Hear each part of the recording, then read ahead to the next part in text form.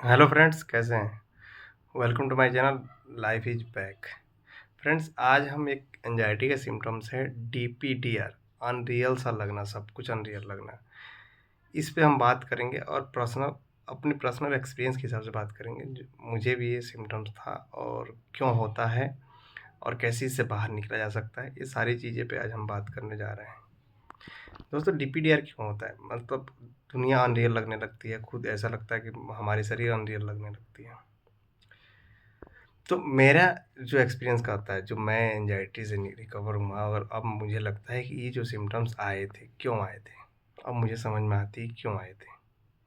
यार, एंजाइटी में होता क्या है कि हम एंजाइटी में फँसे। देखो, एंजाइटी एक ऐसी लूप है कि हम 1-2 दिन में तो नहीं फँसते हैं ना एंजाइटी में। ये सबको पता हो, जितने आदमी को एंजाइटी हुई है, वो सबको पता होगा कि 1-2 महीने में कोई एंजाइटी में नहीं फँसता है और 1-2 महीने की ये हमारी नेगेटिव पैटर्न या नेगेटिव थॉट के कारण हम एंजाइटी में नहीं जाते हैं। एंजाइटी में भाई देखो, पहले तो हमें पता नहीं रहता कि एंजाइटी मुझे है। हम ओवरथिंकिंग में फँसे रहते हैं। हमारे पहले क्या आता है, पहले सिम्पटम्स तो आता नहीं है कि हम डॉक्टर के पास जाके इस चीज़ का इलाज करा लें या इस चीज़ का जो भी क्यों हो रहा है उस चीज़ को हम कर लें। पहले तो हमारे अंदर थॉट आते हैं। क्यों थॉट क्यों आते हैं? डीपीडीआर का ही बात करेंगे, अनरियल लगना, उसी पे सारे हम बात करने जा रहे हैं।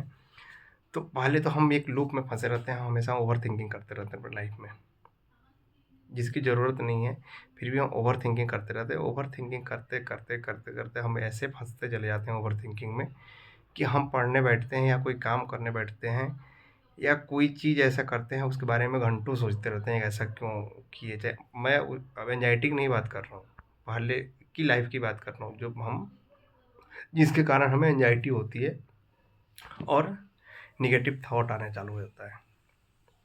तो पहले हम अपने अंदर एक ऐसा पैटर्न बनाते हैं, जिनको भी अगर एंग्ज़ायटी हुई हो तो खुद आप देखिए कि एंग्ज़ायटी 1 दिन का या 1 साल का कोई वो नहीं है कि 1 साल में आपको एंग्ज़ायटी हो गई। एंग्ज़ायटी का मेन कारण है कि पहले आप ओवरथिंकिंग में फँसे थे।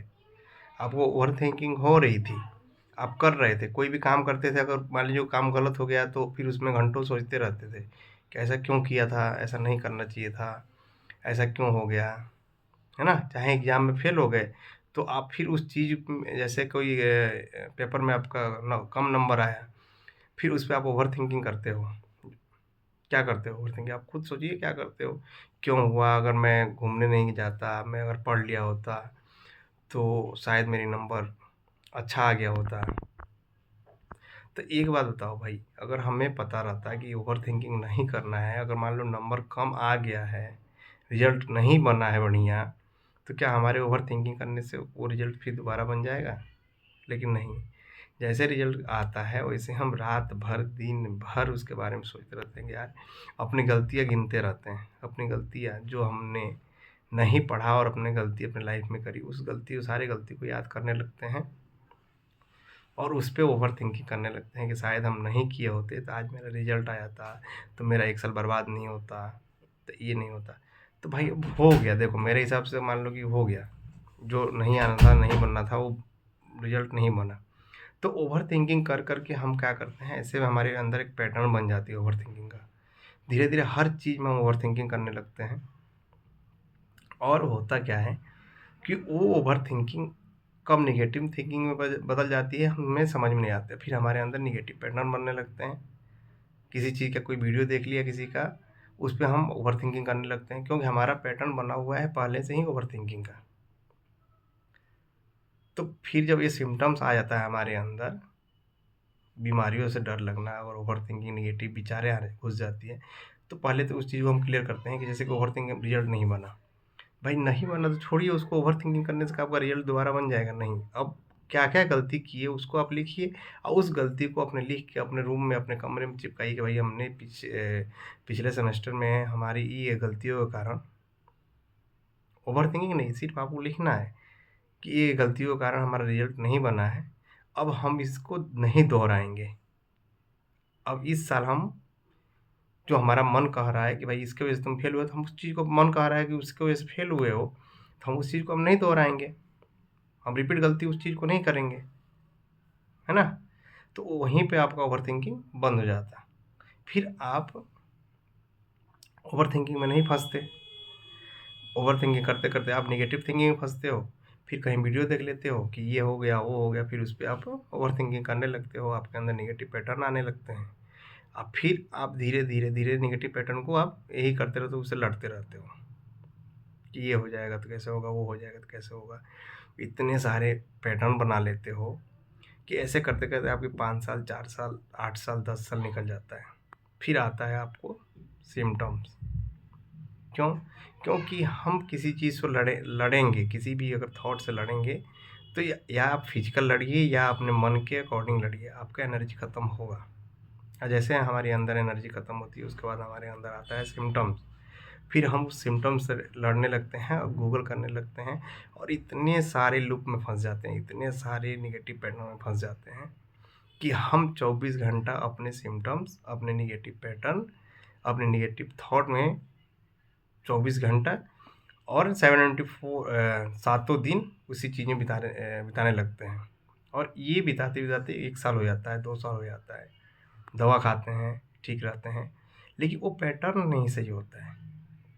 फिर आता है डीपीडीआर, अनरियल लगना। भाई अब इतने कहानी बताने का मतलब इसलिए मैं डीपीडीआर के बारे में बता रहा हूँ कि इतने सारे हम कहानी आपको इसलिए क्यों सुनाया?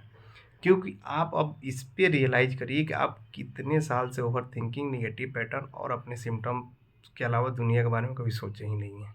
कई साल हो गया, 4 साल, 5 साल, 3 साल, 2 साल। अब आपके ब्रेन में सिर्फ़ वही चीज़ घुस रही है जो बीमारी से रिलेटेड है, जो सिम्पटम से रिलेटेड है। आप उसी चीज़ के बारे में चौबीसों घंटा आप सोच रहे हो कि मुझे ये हो गया तो क्या होगा, मुझे ऐसा हो गया, मुझे पेट खराब है, कभी यहाँ दर्द है, कभी वहाँ दर्द है। कभी दुनिया के बारे में सोचे हो क्या? और उसके बाद बोलते हो कि डीपीडीआर हो गया, अनरियल सा दुनिया लग रही है। तो भाई किसी चीज़ को रियल लगने के लिए उसके बारे में सोचना पड़ेगा, उसके बारे में समझना पड़ेगा, तभी तो वो चीज़ रियल लगेगी। तो आपको अनरियल लगने का, मुझे अनरियल लगने का अब मुझे समझ में आया कि अनरियल लगने का जो कारण था, यही था कि मैं 2 साल, 3 साल से अपने बारे में, अपने अलावा कभी हम दुनिया के बारे में या किसी चीज़ के बारे में सोचा ही नहीं। मैं 24 घंटे हर वक़्त अपने सिम्पटम्स, अपनी बीमारी, जो दुनिया का जो भी जिसके मुँह से सुन लिया कि ये बीमारी, वो हर चीज़ को अपने आप पर रियलाइज़ करने लगा और हर सिम्पटम्स से डरने लगा, हर नेगेटिव पैटर्न से डरने लगा, हर नेगेटिव थॉट से डरने लगा और अपने सिम्पटम्स से लड़ने लगा, धड़कनें बढ़ने लगी। तो 2 साल, 3 साल तो ऐसे ही बीत गया भैया। कभी उसके अपने अपने अलावा मैं किसी के बारे में सोचा ही नहीं। तो आदमी बोलता है ना, सेल्फिश आदमी है, सेल्फिश है यार, अपने अलावा किसी के नहीं बारे में सोचता है। तो हम तो सेल्फिश बन गए, कैसे सेल्फिश बने? सेल्फिश होता है, चलो ठीक है सेल्फिश, तो लेकिन हम किस अब बीमारियों से सेल्फिश हो गए। भाई हम बीमारी, हमको दुनिया का हर बीमारी मेरे अंदर घुस गई है। अब इससे कैसे बाहर निकलूँ? तो भाई जब हम किसी को अगर रियल समझने के लिए, अगर रियल उसको चीज़ के से रियल लगने के लिए, तो उस चीज़ के बारे में सोचना पड़ेगा ना, तभी तो वो चीज़ हमको रियल लगेगी।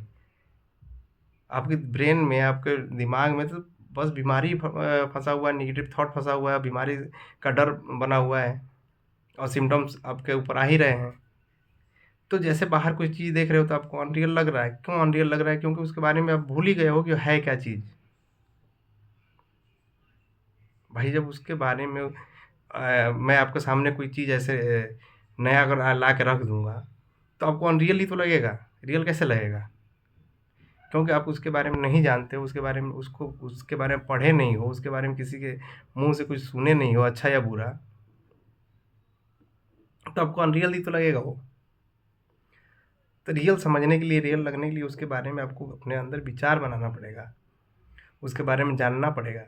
लेकिन जैसे ही आप मान लो किसी बाहर निकलते हो, जैसे उसके बारे में सोचने की कोशिश करते हो, उसी वक़्त आपको एक पैनिक अटैक आता है, एक नेगेटिव थॉट आता है।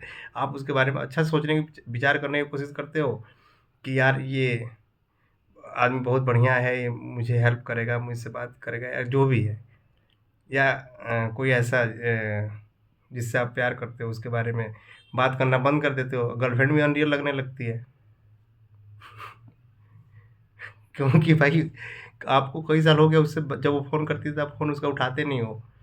क्यों नहीं उठाते हो? क्योंकि आपके अंदर भाई नेगेटिव पैटर्न इतने बने होते हैं, इतने डर रहता है कि आप उससे बात ही करना बंद कर देते हो, कि भाई उससे क्या बोलूँ कि मुझे कितनी बीमारियाँ हो गई हैं।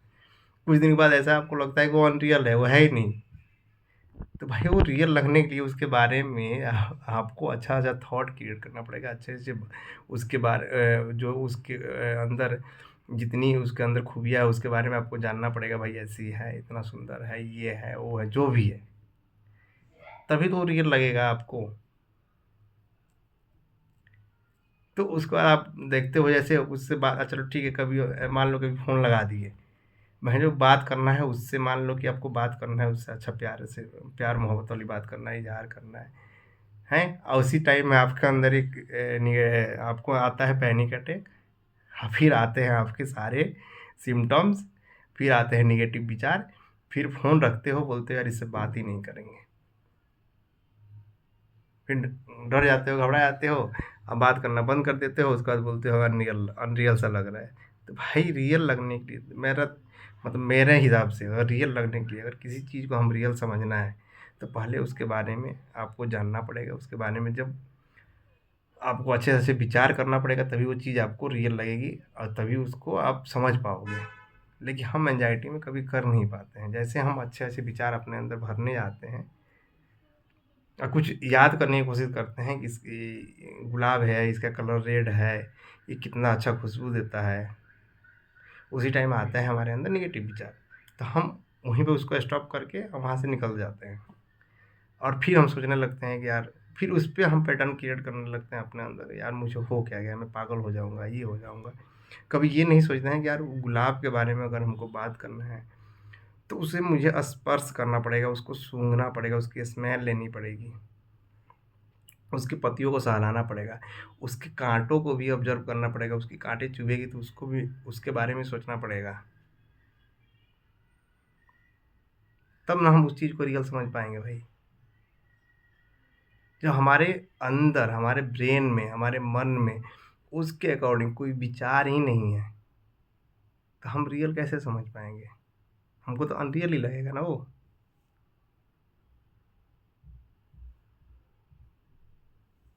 तो आप लोगों का क्या विचार है इस पे भाई?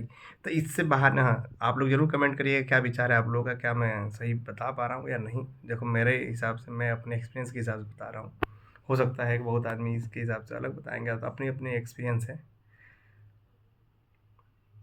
ना? अगर ठंड है तो ठंड क्यों होती है इसके बारे में हम कभी विचार किए हैं? गर्मी है तो क्यों हो रही है? तो कभी भी जो भी हमारे अंदर थॉट चलेगी, जैसे ही हमारे अंदर विचार रहेंगे वैसे ही हम बनते जाएँगे। तो डीपीडीआर कोई यार बीमारी नहीं है। जैसे आप इससे बाहर निकलोगे, जैसे आपकी थॉट कम होगी, नेगेटिव थॉट आपका समझ जाओगे नेगेटिव थॉट के बारे में, आपकी सिम्पटम्स कम होगी। वैसे आप बाहर धीरे निकलोगे, उसको रियलाइज़ करोगे, उसको स्पर्श करोगे, उसको स्मेल करोगे, तो धीरे-धीरे ये डीपीडीआर का समस्या खत्म हो जाएगी यार। फिर पहले से भी बेटर ज़िंदगी होने लगेगी। फिर उसके बाद कभी आप इस ओवरथिंकिंग लूप में फँसोगे नहीं और ना ओवरथिंकिंग लूप में फँसोगे, ना आपको एंग्ज़ायटी होगी और ना आपको डीपीडीआर होगा।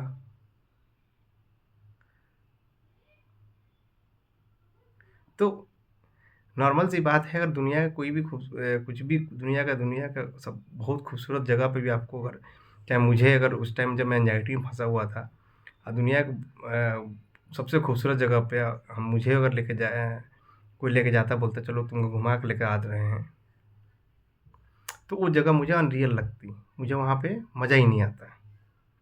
और जब मुझे मज़ा नहीं आता तो मैं यही आगे तो मुझे यही लगता मेरे ब्रेन को कि अनरियल है, ये कुछ है ही नहीं क्योंकि हमको खुशी ही नहीं मिल रहा है। क्योंकि पहले हम कहीं जगह किसी जगह जाते थे तो हमको उसके बारे में जानते थे और उससे हम खुश हो जाते थे। हमारे अंदर एक खुशी आती थी, हमारे अंदर एक अच्छा हार्मोन बनता था और मैं अपनी सुकून, अपनी जो भी चाहत उसके साथ जोड़ लेते थे। तो फिर वो चीज़ें हमको रियल लगने लगती थी, क्योंकि अपनी चाहत उससे जोड़ लिया। लेकिन हम जब एंग्ज़ायटी में फँसे होते हैं तो अपनी चाहत किससे जोड़े रहते हैं? अपनी चाहत अपनी बीमारियों से जोड़े हुए हैं, अपनी चाहत अपने नेगेटिव पैटर्न से जोड़े हुए हैं। तो रियल कैसे लगेगा भाई? अगर मुझे आगरा के ताजमहल पे जाना है, तो आगरा के ताजमहल क्यों बनाया, किसके यादों में बना था, कितनी खूबसूरत है, ये सारे विचार तो लाना पड़ेगा ना, उसको स्पर्श करना पड़ेगा, बनाने वाले ने कितनी खूबसूरत बनाई इस चीज़ को।